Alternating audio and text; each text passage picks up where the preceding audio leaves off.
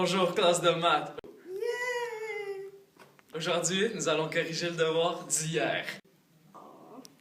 Ok, bon, on va corriger le devoir d'hier. Ben, pour la figure 1, premièrement, il fallait faire l'air du carré en bas. Donc, R égale côté au carré. R est égal à 3,5 au carré. Et ça donne une aire de 12,25 cm² pour le carré en bas de la forme. Ensuite, on fait le périmètre pour trouver l'aire latérale. On a besoin du périmètre. Donc, périmètre est égal à 4 fois le côté.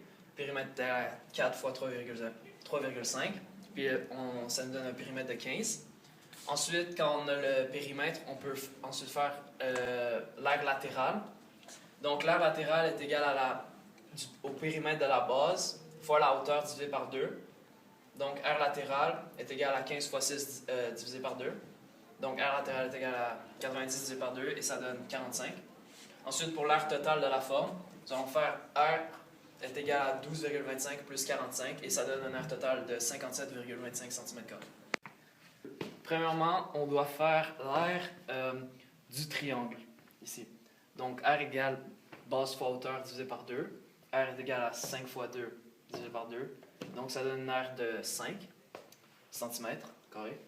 Après, on doit trouver le périmètre pour trouver l'aire latérale. Donc, périmètre égal à A plus B plus C. Donc, 3 plus 5 plus 4.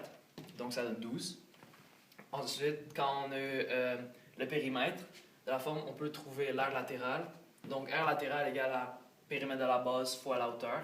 Donc, 12 fois 5. Donc, l'aire latérale est de 60 cm².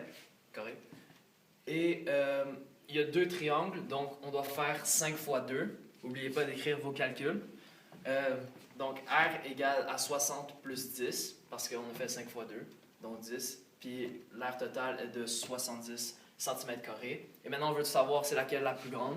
Donc la figure 1, elle avait une aire de 57,25 cm² et la figure 2, 70 cm². Donc figure 2 est plus grande que figure 1. Et c'est tout pour aujourd'hui.